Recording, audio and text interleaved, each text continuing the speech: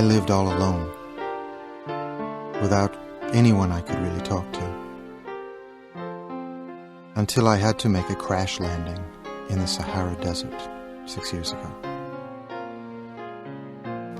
Something in my plane's engine had broken, and since I had neither a mechanic nor passengers in the plane with me, I was preparing to undertake the difficult repair job by myself. For me, it was a matter of life or death. I had only enough drinking water for 8 days.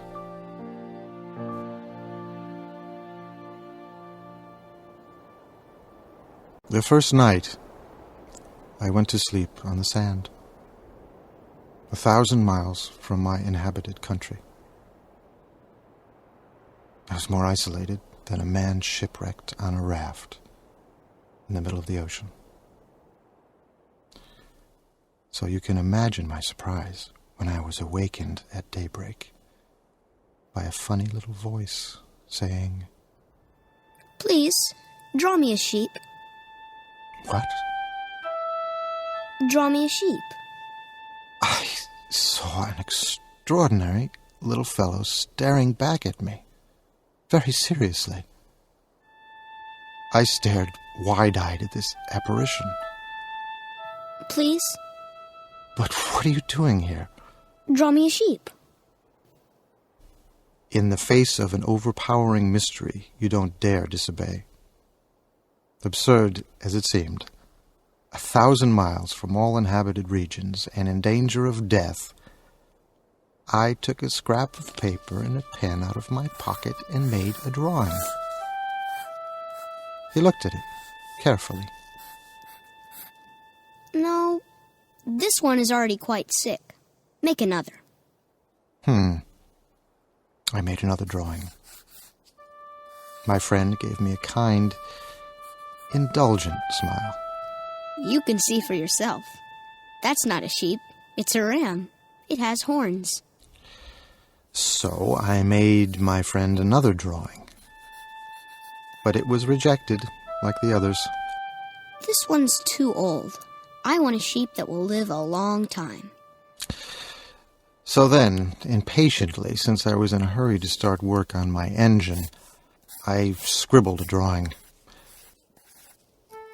"This is just the crate. The sheep you want is inside." "That's just the kind I wanted. Do you think this sheep will need a lot of grass?" "Why?" "Because where I live, everything is very small." "Well, there's sure to be enough. I've given you a very small sheep." "Not so small as all that. Look, he's gone to sleep." And that's how I made the acquaintance of the little prince. It took me a long time to understand where he came from. The little prince, who asked me so many questions, never seemed to hear the ones I asked him. "What's that thing over there?" It's not a thing. It flies. It's an airplane. My airplane. "What? You fell out of the sky?" Yes. "So you fell out of the sky, too. What planet are you from?" Do you come from another planet? "Of course, that couldn't have brought you from very far." And he fell into a reverie that lasted a long while. Then, taking my sheep out of his pocket, he plunged into contemplation of his treasure. "Where do you come from, little fellow? Where is this where I live of yours? Where will you be taking my sheep?" "The good thing about the crate you've given me is that he can use it for a house after dark." "Of course. And if you're good, I'll give you a rope to tie him up during the day. And a stake to tie him to." "Tie him up? What a funny idea." If you don't tie him up, he'll wander off somewhere and get lost. "Where could he go?" I don't know, anywhere. Straight ahead. "Even if he did, everything's so small where I live. Straight ahead, you can't go very far." That was how I learned a second very important thing, which was that the planet he came from was hardly bigger than a house.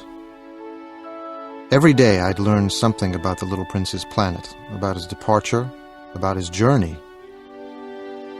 This was how I learned, on the third day, about the drama of the baobabs. Isn't it true that sheep eat bushes? Yes, that's right. And therefore they eat baobabs, too. Baobabs are not bushes, but trees, as tall as churches.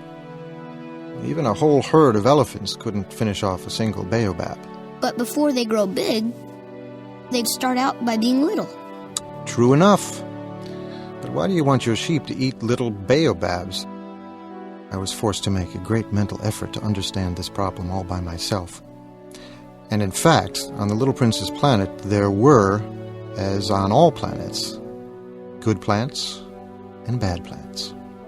The good plants come from good seeds, and the bad plants from bad seeds. But the seeds are invisible. They sleep in the secrecy of the ground until one of them decides to wake up. But if it's a seed of a bad plant, you must pull the plant up right away as soon as you can recognize it. As it happens, there were terrible seeds on the Little Prince's planet. Baobab seeds. Now, if you attend to a baobab too late, you can never get rid of it again.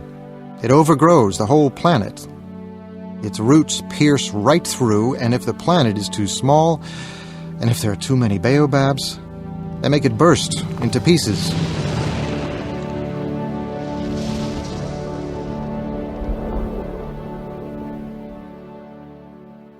On the fifth day, thanks again to the sheep, another secret of the Little Prince's life was revealed to me. At that moment, I was very busy trying to unscrew a bolt that had jammed in my engine. I was quite worried, for my plane crash was beginning to seem extremely serious, and the lack of drinking water had made me fear the worst. If a sheep eats bushes, does it eat flowers, too?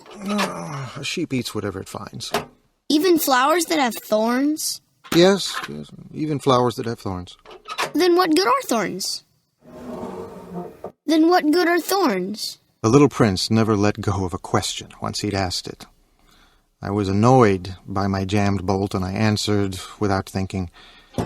Thorns are no good for anything. They're just the flower's way of being mean. Oh, I don't believe you. Flowers are weak. They're naive. They reassure themselves whatever way they can. They believe their thorns make them frightening. I made no answer. At that moment I was thinking, if this bolt stays jammed, I'll knock it off with a hammer. Then you think flowers... No, not at all. I don't think anything. I just said whatever came into my head. I'm busy here with something serious. Something serious? You talk like the grown-ups. You confuse everything. You've got it all mixed up. For millions of years, flowers have been producing thorns. For millions of years, sheep have been eating them all the same. And it's not serious? Trying to understand why flowers go to such trouble to produce thorns that are good for nothing. Suppose I happen to know a unique flower, one that exists nowhere in the world except on my planet. One that a little sheep can wipe out in a single bite one morning. Just like that. Without even realizing what he's doing. That isn't important? He couldn't say another word.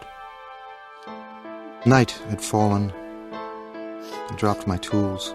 What did I care about my hammer, about my bolt, about thirst and death? There was, on one star, on one planet, on mine, the Earth, a little prince to be consoled. I took him in my arms. I rocked him. The flower you love is not in danger. I'll draw you a muzzle for your sheep. I'll draw you a fence for your flower. I didn't know what to say. It's so mysterious, the land of tears.